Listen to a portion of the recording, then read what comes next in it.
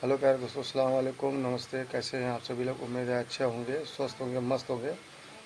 आज के वीडियो में आप लोग को सोफ़ा कम बेड और बॉक्स वाला सोफ़ा देखने को मिलेगा और वीडियो में बने रहें। और चलिए आप लोग को दिखाते हैं वीडियो को। वीडियो लास्ट तक ज़रूर देखिएगा।